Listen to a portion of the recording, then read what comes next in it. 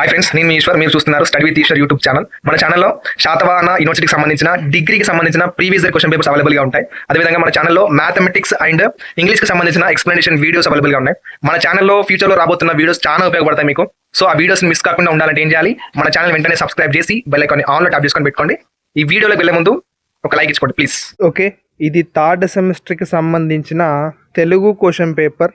ఇది డిసెంబర్ 2024 ఇయర్లో శాతవాహన యూనివర్సిటీ వాళ్ళు ఈ ఎగ్జామ్ అనేది కండక్ట్ చేశారు. మనకు మార్క్స్ వచ్చేసి 80 మార్కులు ఉంటుంది. సమయం 3 గంటలు ఉంటుందండి మనకు.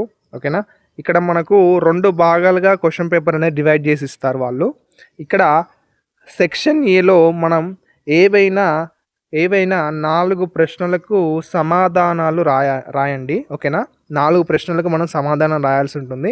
We have to attempt only 4 questions. Section ఏలో 4 క్వశ్చన్స్ అటెంప్ట్ చేయాలి. ఎన్ని క్వశ్చన్స్ ఇస్తారో ఇక్కడ చెక్ చేసుకోండి ఒకసారి. టోటల్గా 6 క్వశ్చన్స్ వస్తాయి. ఓకేనా, సెక్షన్ ఏలో అంటే ఆ భాగంలో మనకు 6 ప్రశ్నలు ఇస్తాడు. టోటల్గా 6 క్వశ్చన్స్ ఇస్తాయి. మనం ఎన్ని అటెంప్ట్ చేయాలి? ఇందులో నుంచి 4 అటెంప్ట్ చేస్తే, అంటే 4 క్వశ్చన్స్కి మనం ఆన్సర్ అటెంప్ట్ చేస్తే మనకు ఈచ్ క్వశ్చన్కి 5 మార్క్స్ పడుతుంది. 5 మార్కులు ఉంటాయి ఒక క్వశ్చన్ రాసినందుకు. సో టోటల్గా సెక్షన్ ఏకి ఎన్ని మార్కులు అంటే 20 మార్క్స్. ఓకే, మనకు పేపర్ ప్యాటర్న్ అనేది ఐడియా ఉంటే మనం చదివేటప్పుడు ఒక ఐడియా ఉంటుంది మనం ఏం చదవాలి, ఏం చదువుతున్నాం అనేది. ఓకేనా, ఇక్కడ చూసుకోండి. సెక్షన్ బి వచ్చేసి మనకు ఏ ఆర్ బి టైప్ ఇస్తారు క్వశ్చన్స్. ఇక్కడ మనకు అన్ని ప్రశ్నలకు సమాధానం రాయాల్సి ఉంటుంది.